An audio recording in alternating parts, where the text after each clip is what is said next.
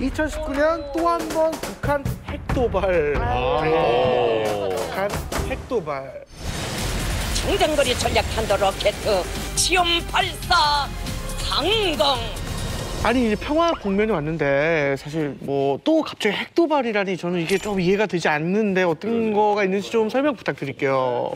왜 제가 2019년에는 핵도발을 이야기하느냐면은 지금 여러분 보시다시피 북미 간의 협상이 잘 되고 있나요? 안 되고 있어요. 잘 안 되고 있죠. 네. 트럼프가 금년 한 해 굉장히 협상에서 말하는 수용적인 태도, 협력적인 태도로 협상을 많이 진척을 시켰습니다. 그리고 김정은도 자기 할아버지, 아버지 때와는 다르게 핵시설에 대한 파괴도 했고 여러 가지 진척을 실제로 시켰습니다. 지금쯤 한번 우리가 점검해 볼 만한 게 트럼프는 어떤 협상을 하는 사람이고 북한의 김정은은 어떤 협상 전술을 쓰는 거 한번 살펴보면은 이제까지 흘러왔던 것과 앞으로의 또 향방도 좀 볼 수 있다 봅니다. 한번 차트를 한번 보시겠습니다. 트럼프는 허세 전략. 있어 보이게. 허세 있죠. 이 허세가 우리가 생각하는 단순한 허세가 아닙니다. 아 진짜. 실제로 트럼프는 그의 그 부동산 제국을 이 허세 전략으로 세운 사람입니다. 그런데 트럼프가 진짜 잘하는 게 뭐냐면요. 정말 이것이 내가 팔 물건을 상대편이 너무너무 갖고 싶게 하는.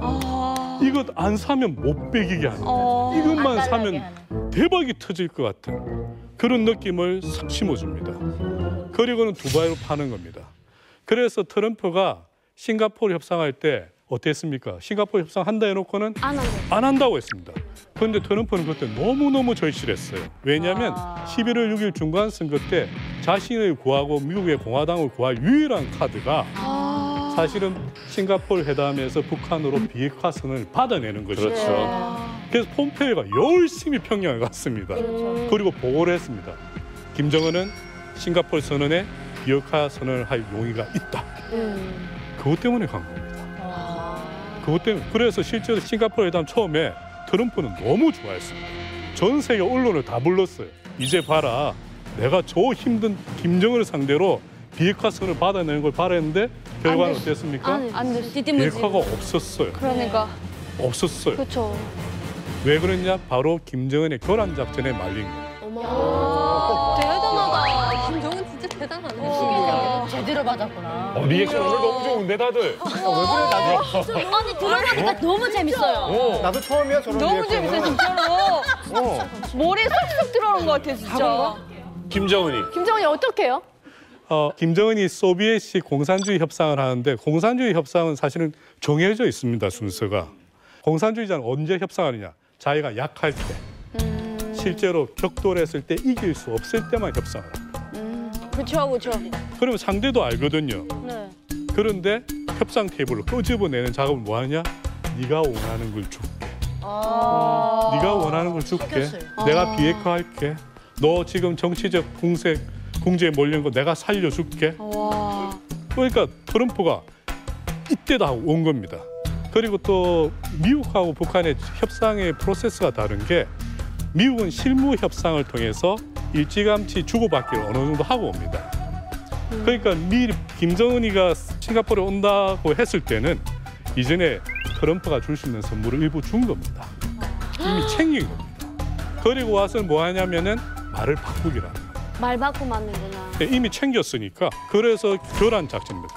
그리고 나서는 상대편을 딱 끌어들이고 나서는 내가 비핵화 선언을 하려니까 내가 평양에 있을 때 생각을 해봤는데 그것까지는 좀 모자라고 종전선언 하자.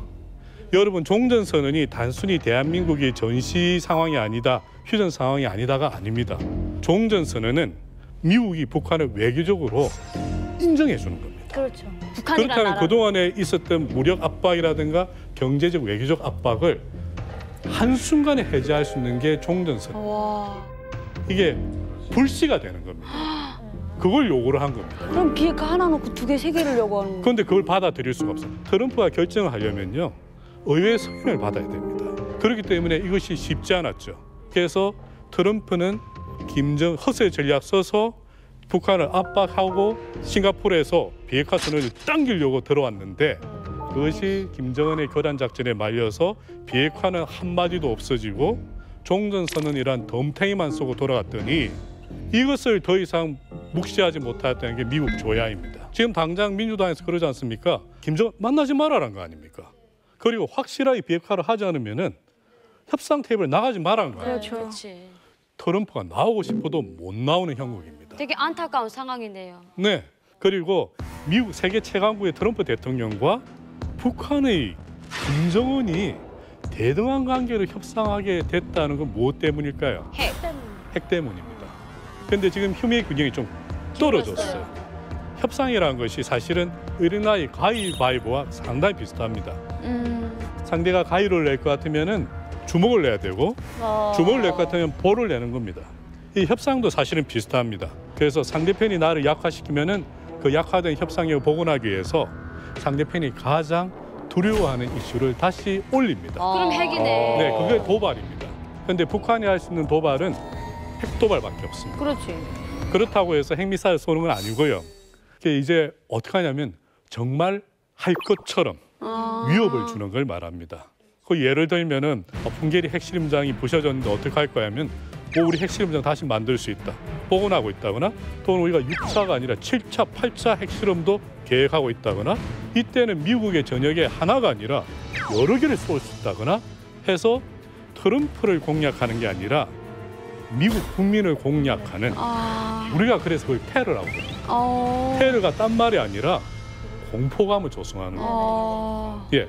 그런데 이게 핵미사일 핵도발 이슈를 다시 거는 것이 김정은한테 그렇게 나쁜 것이냐 트럼프에게 나쁜 것이냐 트럼프에게 나쁘지 않은 것이 협상 전문가로 제가 보는 관점입니다.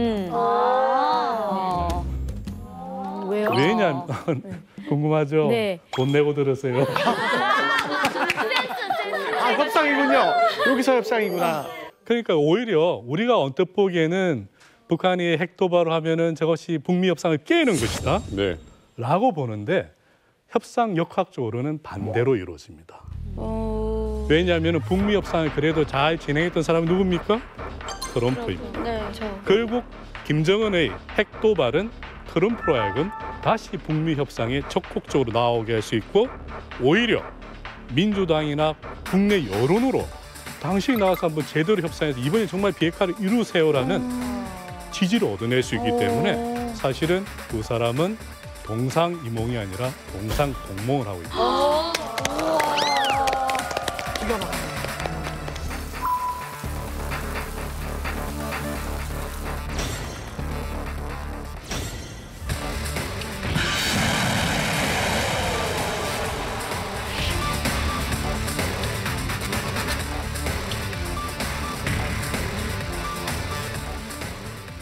이게 근데 어쨌든 그냥 북미 간의 회담이라든지 이런 외교 문제는 전 세계가 실은 주목하고 있잖아요. 그러니까 이런 각자의 전략을 가지고 이렇게 얘기를 들어보니까 더욱더 좀 기대가 되는데 다른 전문가분들의 의견은 어떠세요? 북미 회담 앞으로 좀 어떻게 좀 진행이 될까요? 기본적으로 북한은 소비에트식 협상 전략의 대가들이고 트럼프는 아시겠지만 협상의 대가예요.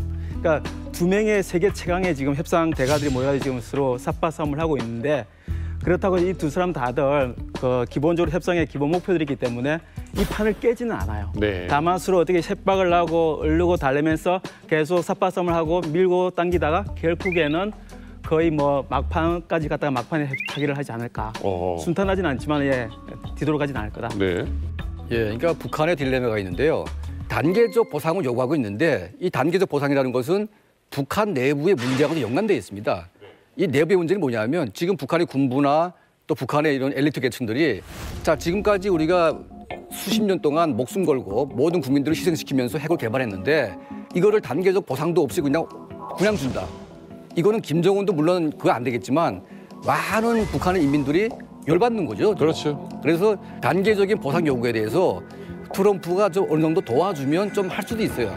근데 지금 트럼프는 지금 북한을 믿지 않기 때문에 단계적 보상은 절대 용인할 수가 없고 무조건 북한의 핵을 먼저 없애고 그다음부터 하겠다는 게 원칙이기 때문에 이런 갈등 구조가 풀리지 않는 한 정말 험난한 한 해가 되지 않을까 그런 생각이 듭니다. 평화적으로 다 해결됐으면 좋겠어요. 선생님 질문 있습니다.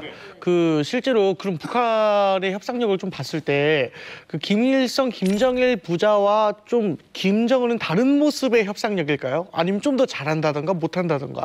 둘이 보면 언뜻 비슷한 것 같기도 하고.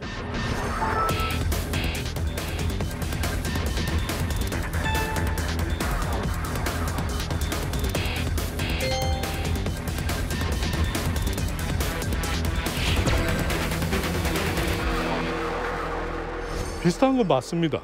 다른 건 맞습니다. 두 분 다 맞습니다. 김정은은 퓨전입니다. 그래요. 믹스됐구나 완전히. 김일성은 실제로 모스크바 가서 협상 훈련을 받았습니다. 훈련 받았네. 고택동, 등소평, 주얼레 전부 다 소련에 가서 협상 교육을 다 받았습니다. 네네네네 배웠어요. 왜 제가 퓨전이라고 하냐면은 김정일이 김일성에게서 북한을 물려받기 위해서 다른 아들들은 전부 다 모스크바나 동독이나 유학을 갔는데요. 김정일은 스스로 유학 안 간다고 했습니다. 네네네네 저희 그리고 배웠어요. 김일성 대학에 딱 자리 잡고 앉아서 네. 김일성 주체 사상을 수립해 놓습니다. 이야. 그리고 통치 기반을 만들어서 그것을 그대로 봤습니다. 네 우리 학교 때도 이렇게 배웠어요. 그래서 김정일 때까지는 전통적인 소비에트식 외교 협상을 하는 겁니다. 네네. 그런데 김정은이 어디서 공부했습니까? 스위스. 스위스에서 딱 골방에 박혀가지고 있었을까요? 아닙니다. 여러 개의 여권을 가지고 유럽 전역을 여행했을 건 당연하고요. 전 세계 어디 갔는지 우리가 알 수가 없습니다. 네. 김정은이 영어를 못하는 영어가 아닙니다. 아이 잘하죠. 김정은이 트럼프하고 같이 걸었죠? 네. 통역이 없었어요. 김정은은 서구의 맛을 봤고 서구의 사고방식을 가지고 있고 서구의 비즈니스 협상을 배운 겁니다. 좀 그래서 다르네. 퓨전입니다. 그래서 김정은은 김일성과 김정은과 다르게 우리가 협상의 어떤 성공 가능성을 보는 이유가 공산주의 이데올로기가 목표가 아니라 비즈니스적 성공이 목표가 그의 마음에 있기 때문에 트럼프도 비즈니스 협상이기 때문에 네. 두 사람이 합을 맞출 가능성이 대단히 높다.